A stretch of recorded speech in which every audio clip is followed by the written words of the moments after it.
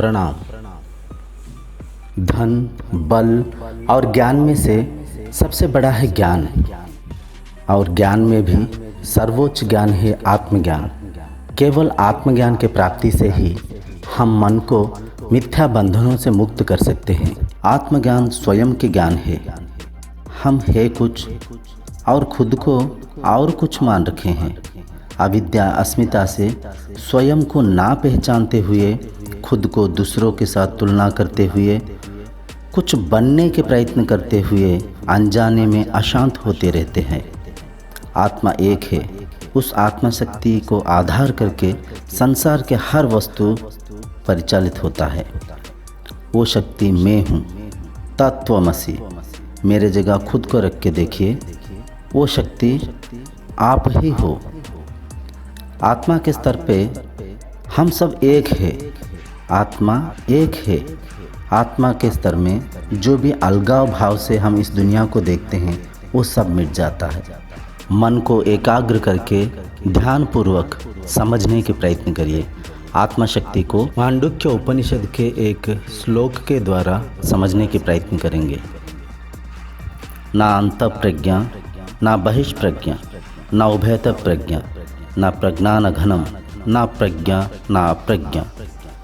आदृश्यम, अव्यवहार्यम, आग्राह्यम, आलक्षणम, आचिंतयम, अव्यपदेश्यम, एकात्म प्रत्ययसारम, प्रपंचम उपशमम, शांतम, शिवम, अद्वैतम, चतुर्थम मन्यन्ते, स आत्मा सविज्ञेयम। श्लोकार्थ। ना अंत प्रज्ञा, मैं मन में चलती हुई विचार नहीं हूँ। जैसे कि मनुष्य स्वप्नों के दुनिया में खोए हुए स्वप्न को सत्य मानते हुए स्वप्न में रोते हंसते रहते हैं, तो मैं वो सपना वाला दुनिया नहीं है। स्वप्न में संसार के भौतिक चीज़ों को अनुभव किया हुआ अनुभवों की स्मृतियों को चला रहा हूँ। मैं वो स्वप्न नहीं हूँ। ना बहिष्प्रज्ञा, जगे हुए बाहर प्रपंच में जो भी मैं देख रहा हूँ, ये सारे चीज़ मैं नहीं हूँ। मुझे आधार करके मुझ में ये सारे चीज़ दिखाई दे रहा है। ना उभयत प्रज्ञा, कभी कभी ऐसे भी होता है, आप महसूस किए होंगे, हम आधे अधूरे नींद में सोए रहते हैं। सोए हुए भी बाहर के शब्दों को, चीज़ों को, क्या चल रहा है, ये सारे समझ पाते रहते हैं। तात्पर्य, नींद में भी होते हैं, जागृत संसार को भी परखते रहते हैं। मैं ये अवस्था भी नहीं हूँ। ना प्रज्ञान घनम, प्रज्ञान घनम के अर्थ है गहरे नींद वाला अवस्था, जहाँ पे वो सपनों वाली दुनिया भी नहीं है, जागृत अवस्था में देखने वाला ये संसार भी नहीं है। प्रज्ञा स्थिर है, मन अपने स्वरूप में है।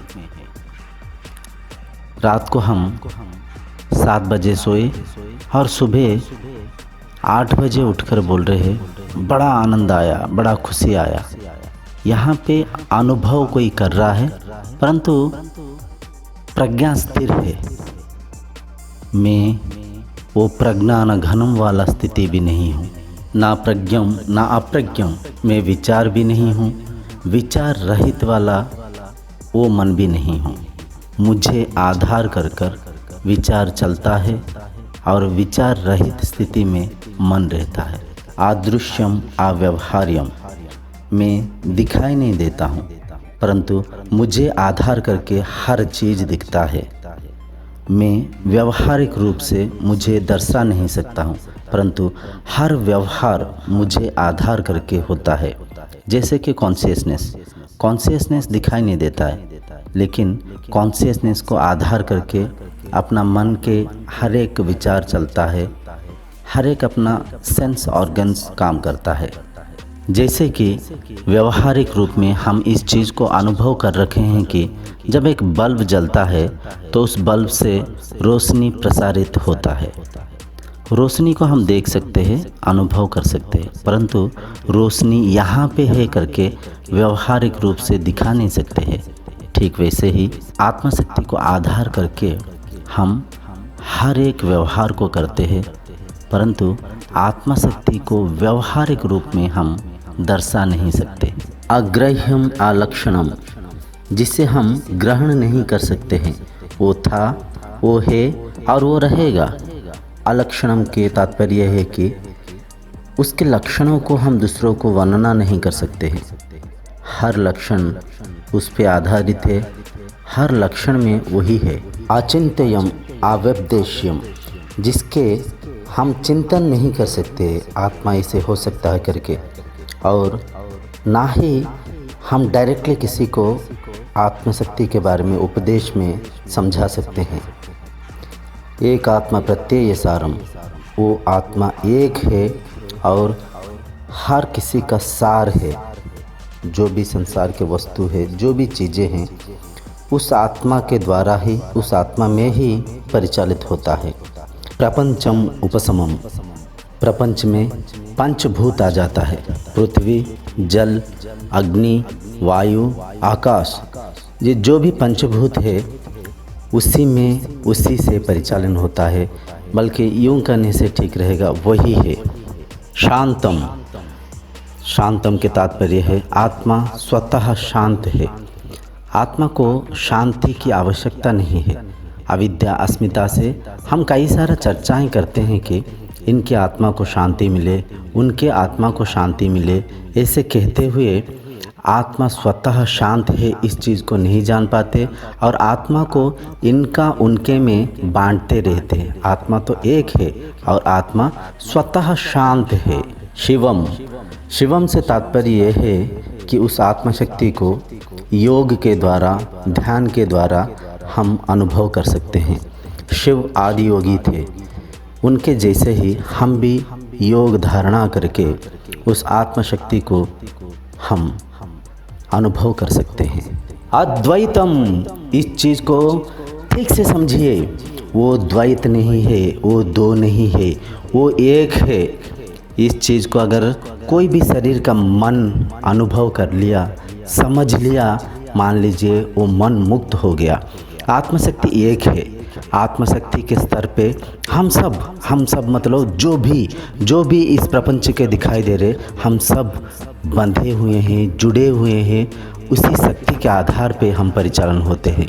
संसार के जितने भी मनुष्य हैं, पशु पक्षियाँ हैं, वनस्पतियाँ हैं, पेड़ पौधे हैं, जो भी मतलब जो भी दिखाई दे रहा है, उसी आत्मशक्ति के द्वारा, उसी आत्मशक्ति में परिचालन हो रहे हैं। इस चीज़ को जब आप समझ लेंगे, जान लेंगे, तभी इस संसार को समदृष्टि से देखेंगे। मैं ही सब में हूँ, सब कुछ मुझ में है, हम सब इंटरकनेक्टेड है, हम सब इंटरलिंक्ड है। इस बात को जब आप समझेंगे, तभी आपके मन सच्ची शांति, आनंद की अनुभव कर पाएगा। चतुर्धम मन्यन्ते, इसका अर्थ है मनुष्य का मन 3 अवस्था में से गुजरता है। जागृत अवस्था, जो कि हम जगे हुए इस संसार को देखते हैं।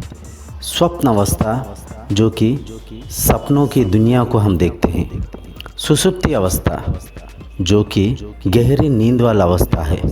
ये तीनों अवस्था जिसके आधार पे, जिस पे चलता है, वो चतुर्थ अवस्था में हूँ। आत्मा अवस्था हूँ, आत्मस्थिति हूँ, आत्मा हूँ। सविज्ञयम, मैं मुक्त हूँ, आज़ाद हूँ, मैं अजर हूँ, अमर हूँ। ना अग्नि मुझे जला सकता है, ना पानी मुझे भिगा सकता है, ना अस्त्र शस्त्र मुझे मिटा सकता है। मैं देश काल वस्तु से परे हूँ, मैं आधार हूँ, मैं ही हर कण में हूँ। अपनी सीमित ज्ञान से हम आत्मा को देखने की और दिखाने के प्रयत्न करते हैं। वो ना दिखने के कारण हम आत्मा नहीं है समझते हैं। आत्मा विषय है। विषय को अगर हम वस्तु के रूप में दिखाने के प्रयत्न करेंगे, वो भला कहाँ दिखेगा। तात्पर्य, आत्मा सब्जेक्ट है। सब्जेक्ट को अगर हम ऑब्जेक्टिफाई करके किसी को इंडिकेट करने की प्रयत्न करेंगे, तो वो कहाँ दिखाई देगा। आत्मा ही जीवात्मा है और आत्मा ही परमात्मा है। वही भगवान है। उसे ठीक से ना परख पाते हुए हम द्वैत और त्रैत रूप से देखते रहते हैं। वो एक है, वो मैं हूँ, हाँ वो मैं हूँ, हाँ वो मैं ही हूँ, हाँ वो मैं ही हूँ।